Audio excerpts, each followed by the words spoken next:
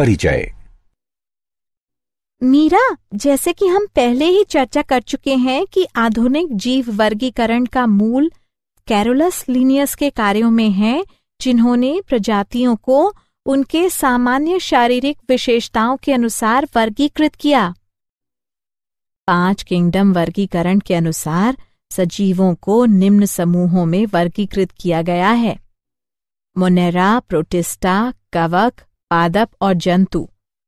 हम पहले ही मोनेरा जगत के बारे में चर्चा कर चुके हैं। अब हम प्रोटिस्टा तथा कवक के बारे में चर्चा करेंगे।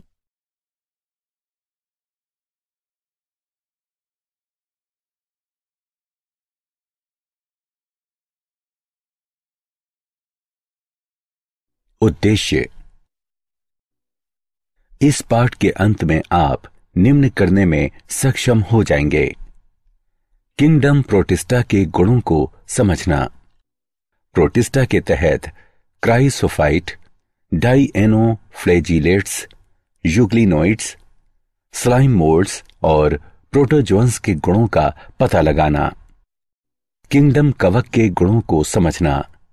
फाइकोमाइसीड्स, एस्कोमाइसेट्स, बेसिडियोमाइसेट्स और ड्यूटेरोमाइसीड्स के गुणों को समझना।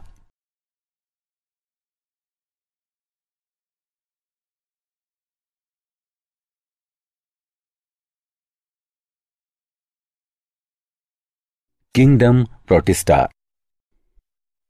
प्रोटिस्टा यूकेरियोटिक सूक्ष्म जीवों का विविध समूह है।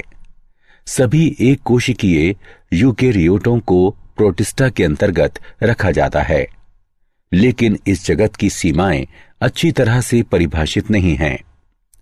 प्रोटिस्टा शब्द को सर्वप्रथम अर्नस्ट हैकल ने 1866 में प्रयोग किया था। प्रोटिस्ट या तो एक कोशिकीय हैं या वे बिना विशेष ऊतकों के बहुकोशिकीय सरल संगठन हैं। ये सरल कोशिकीय संगठन प्रोटिस्ट को अन्य यूकेरियोटों जैसे कि कवक, जंतु और पौधों से अलग करता है। यूकेरियोट होने के कारण प्रोटिस्ट कोशिका के शरीर में सुपरिभाषित नाभिक और अन्य झिल्ली युक्त अंग होते हैं। कुछ में फ्लैजिला या सिलिया होते हैं। प्रोटिस्ट कोशिका संलयन और युग्मनज गठन की प्रक्रिया द्वारा अलैंगिक और लैंगिक प्रजनन करते हैं। प्रोटिस्ट जल जैसे कि किसी भी तरल वातावरण में रह सकते हैं। शैवाल जैसे कई प्रोटिस्ट प्रकाश संश्लेषक होते हैं और प्लवक के रूप में विशेष रूप से समुद्र जैसे परितंत्र में महत्वपूर्ण प्राथमिक उत्पादक होते हैं। अन्य प्रोटिस्ट जैसे कि किनेटोप्लास्टिड्स और एपिकोम्प्लेक्सा मानवों में मलेरिया और नींद की बीमारी जैसे गंभीर रोगों के लिए जिम्मेदार हैं। उन्हें प्रोटिस्ट के तहत क्राइसोफाइट, डाइएनोफ्लैजिलेट्स, यूग्लिनोइड्स, स्लाइम मोल्ड्स और प्रोटोजोन्स में विभाजित किया जा सकता है।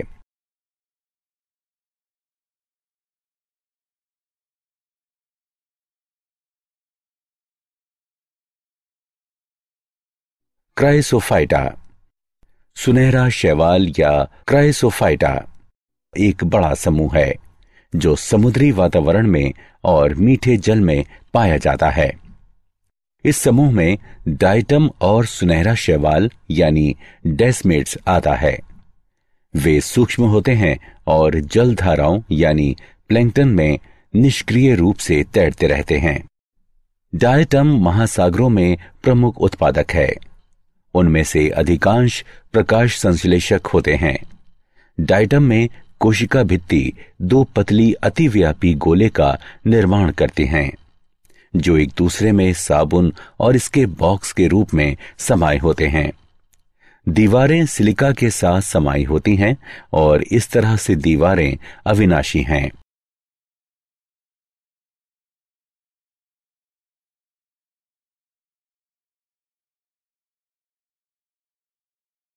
डाइएनोफ्लैजिलेट्स। डाइएनोफ्लैजिलेट्स फ्लैजिलेट प्रोसिस्ट के बड़े समूह हैं। उनमें से लगभग आधे प्रकाश संश्लेषक होते हैं और डाइटम के बाद यूकैरियोटिक शैवाल के सबसे बड़े समूह का निर्माण करते हैं। अधिकांश समुद्री प्लावक होते हैं, लेकिन वे सामान्यतः मीठे जल में भी वास करते हैं। उनकी कोशिकाओं में उपस्थित पिगमेंट्स के कारण वे पीले, हरे, भूरे, नीले या फिर लाल दिखाई देते हैं। कोशिका भित्ति के बाहरी सतह पर कठोर सेलुलोज की प्लेट होती है। उनमें से अधिकांश के 2 फ्लैजिला होते हैं, जो प्लेटों की भित्ति कुंड में एक अनुदैर्ध्य और दूसरा उसके लंबवत होते हैं।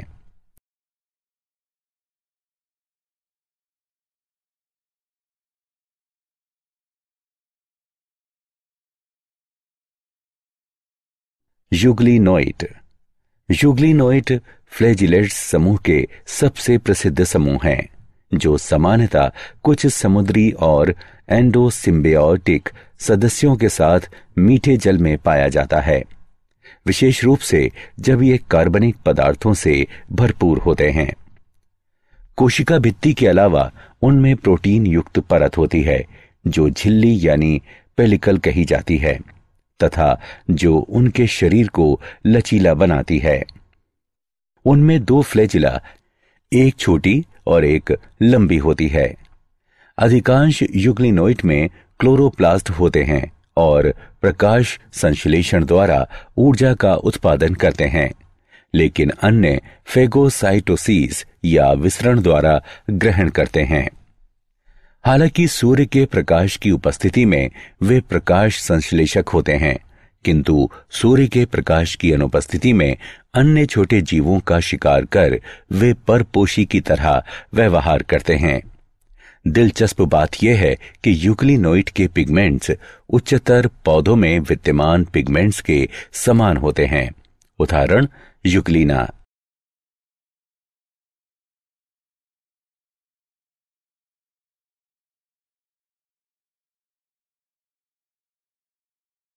अवंपक कवक। अवंपक कवक मृतपोषी प्रोटिस्ट हैं। अवंपक कवक कवक के सदृश जीव हैं, जो प्रजनन के लिए बीजाणु का उपयोग करते हैं। कुछ अवंपक कवक के जीवन चक्र के दौरान वे जिलेटिन के हिस्से के रूप में प्रतीत होते हैं, इसलिए इसका नाम अवंपक है। अवंपक कवक सारी दुनिया में पाए जाते हैं और वैसे सूक्ष्म जीवों का भक्षण करते हैं जो मृत पादपों में निवास करते हैं। आमतौर पर ऐसे जीव मिट्टी, लॉन और सामान्यतः पर्णपाती वनों में पाए जाते हैं। उष्ण कटिबंधीय क्षेत्रों में वे भी पुष्पण, फल पर और वायवीय स्थितियों में सामान्य हो जाते हैं। उदाहरण पेड़ के मंडप में, शहरी क्षेत्रों में वे गीली घास पर या गटर में कवक पत्ती में भी पाए जाते हैं। अधिकांश अवंपक कवक कुछ सेंटीमीटर के भी छोटे होते हैं, लेकिन कुछ प्रजातियां आकार में कई वर्ग मीटर और द्रव्यमान में 30 ग्राम तक पहुंच सकती हैं। कई के रंग पीले, भूरे और सफेद होते हैं। पृथ्वी के समशीतोष्ण क्षेत्रों के वनों में प्राकृतिक रूप से एवं कक्षाओं और प्रयोगशालाओं में सबसे अधिक पाए जाने वाले अवंपक कवकों में पीले फायसारम पोलीसेफलम हैं।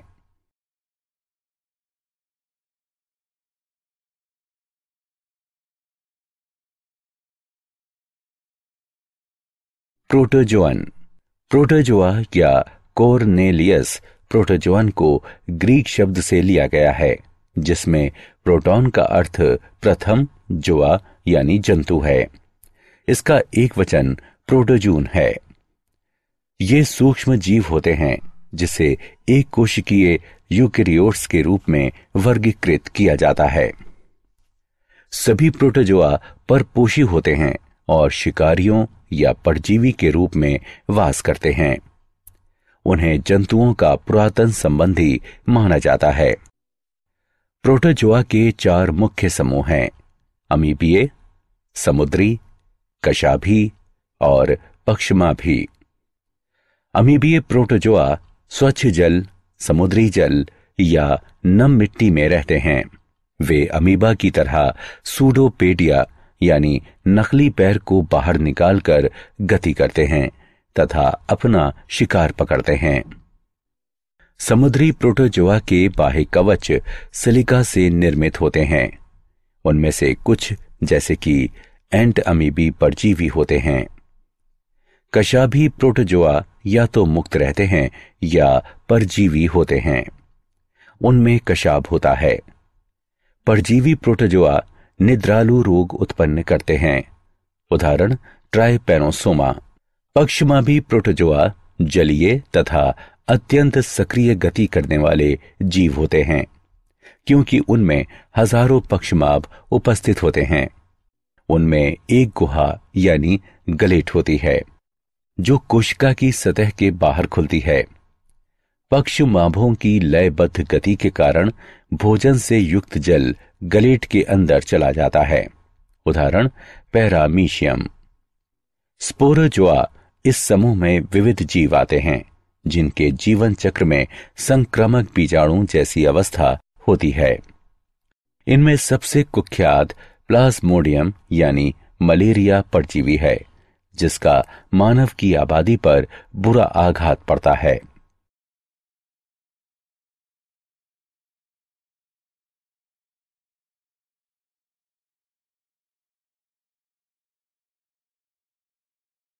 कवक फंजाई जगत। ये बहुकोशिकीय तथा परपोषी घटकों का जगत है। उदाहरण यीस्ट, म्यूकर, अगेरिकस इत्यादि। कवक मृदा, वायु, जल तथा पादपों एवं जंतुओं में परजीवी के रूप में उपस्थित होते हैं। ये हरित कवक विहीन अंग होते हैं। उनका शरीर तंतुमयी होता है। कवक एक कोशिकीय जीव है जिसका उपयोग ब्रेड तथा बियर बनाने में किया जाता है। उदाहरण यीस्ट। ये परपोषी हो सकते हैं जो मृतजीवी या परजीवी हो सकते हैं। फंजाई की कोशिका भित्ति में काइटन तथा पॉलीसेकेराइड होते हैं। ये बीजाणु उत्पन्न करने वाले पर्णहरित विहीन अंग होते हैं, जैसे माइल्यूट, rhizopus, mucor, bracket fungi, morel तथा मशरूम। कुछ कवक रोग उत्पन्न करते हैं, जैसे पक्सीनिया द्वारा उत्पन्न रस्ट तथा स्मस्ट रोग उस्टीलागो द्वारा उत्पन्न होते हैं। पेनिसिलियम से प्रतिजैविक यानी एंटीबायोटिक बनाए जाते हैं। कवक लाइकेन में शैवाल के साथ सहजीवी संबंध बनाता है। फंजाई में लैंगिक जनन, कायिक खंडन, विखंडन, मुकुलन, निषक्तांड, ऊस्पोरा, युग्माणु, एंस्कस बीजाणु तथा बेसिडियम बीजाणु इत्यादि द्वारा होता है। बीजाणु उत्पन्न करने वाले अंग फलनकाय अंग कहलाते हैं। फंजाई 4 प्रकार के होते हैं: फाइकोमाइसिटीज, एस्कोमाइसिटीज, बेसिडियोमाइसिटीज तथा ड्यूटिरोमाइसिटीज।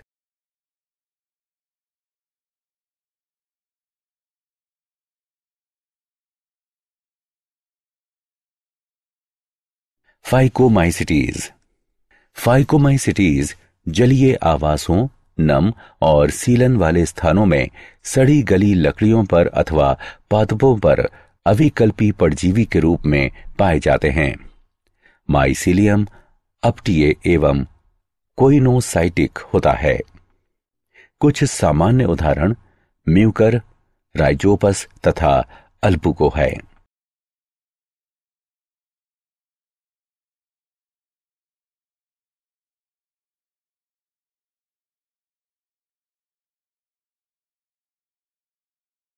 एस्कोमाइसिटीज। एस्कोमाइकोटा फंजाई जगत का एक विभाजन या संघ है तथा डिकारिया उपजगत है। इसके सदस्यों को सामान्यतः थैली फंजाई भी कहते हैं।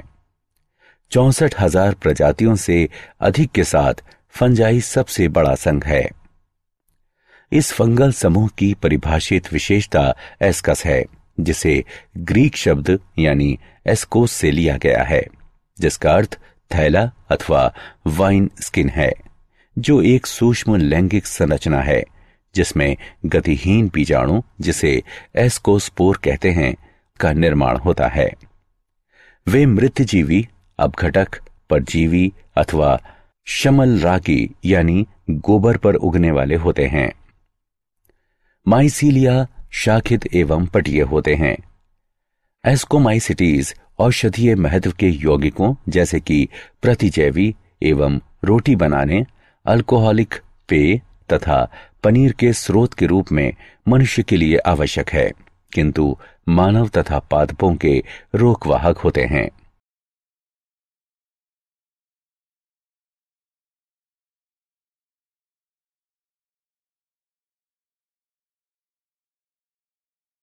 बेसिडियोमाइसिटीज। बेसिडियोमाइकोटा, जो फंजाई जगत के अंतर्गत एस्कोमाइकोटा के साथ दिकारिया उपजगत, जो उच्चतर फंजाई कहलाता है, दो वृत्त संघों में से एक है।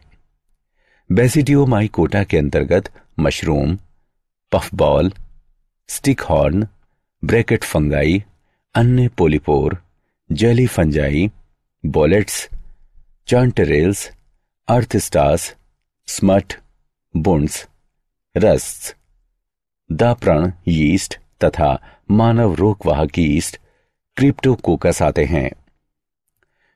वे परजीवी के रूप में मृदा में, लट्ठे में तथा पेड़ के ठूंठ पर तथा जीवित पेड़ों पर उगते हैं। उदाहरण रस्ट तथा स्मट। माइसिलियम शाखित एवं पटीय होते हैं। बेसिडियोमाइकोटा तंतुमयी फंजाई है जो यीस्ट का निर्माण करने वाले फंजाई को छोड़कर बाकी सभी हाइपा से निर्मित होते हैं। बेसिडियोपोर बेसिडियम यानी बहुवचन बेसिडिया, इन पर बाह्यता उत्पन्न होते हैं। बेसिडिया फल वाले पौधे के शरीर में व्यवस्थित होते हैं, जिसे बेसिडियोकार्प्स कहते हैं। इसके कुछ सामान्य सदस्य अगेरिकस यानी मशरूम, उस्टिलागो यानी स्मट तथा पक्सीनिया यानी रस्ट फंजाई हैं।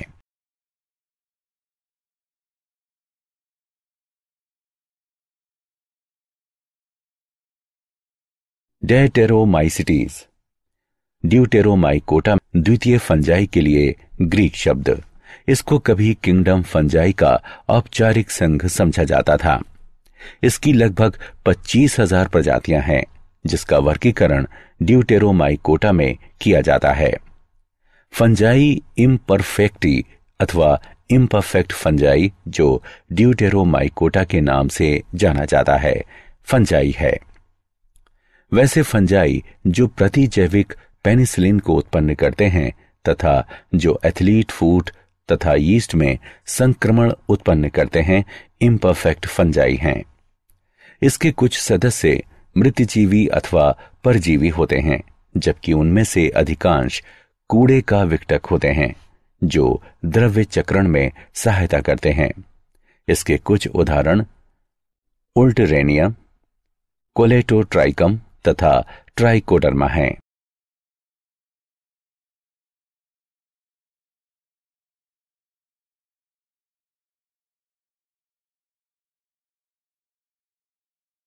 क्या आप जानते हैं, कार्ल वूज ने सन 2000 में कहा, इस ग्रह पर जीवन की अतुल्य विविधता, जिसमें कि अधिकांश सूक्ष्म जीव हैं, को एक विकासवादी फ्रेमवर्क में अच्छी तरह समझा जा सकता है। कार्ल वूज ने नवंबर 2000 में विज्ञान का नेशनल मेडल जीता।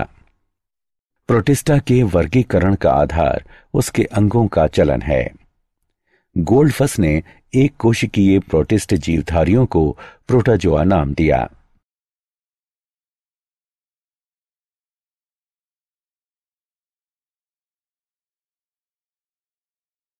सारांश। आइए हमने जो कुछ सीखा है उसे संक्षेप में दोहराएं। बैक्टीरिया पोषण की विधि में स्वपोषी अथवा परपोषी हो सकते हैं। किंगडम प्रोटिस्टा में सभी एक कोशिकीय यूकेरियोट्स जैसे कि क्राइसोफाइट्स, डाइएनोफ्लैजिलेट्स, यूग्लिनाइट्स, अवंपक कवक तथा प्रोटोजोआ शामिल होते हैं। प्रोटिस्ट में परिभाषित नाभिक तथा अन्य झिल्ली से जुड़े अंग होते हैं। वे अलैंगिक तथा लैंगिक दोनों प्रकार से प्रजनन करते हैं। किंगडम फंजाई के सदस्य संरचना तथा वास में बहुत विविधता दर्शाते हैं। अधिकांश फंजाई पोषण के अपने ढंग में मृत्युजीवी होते हैं। इस किंगडम के अंतर्गत 4 वर्ग फाइकोमाइसिटीज, एस्कोमाइसिटीज, बेसिडियोमाइसिटीज तथा ड्यूटेरोमाइसिटीज आते हैं।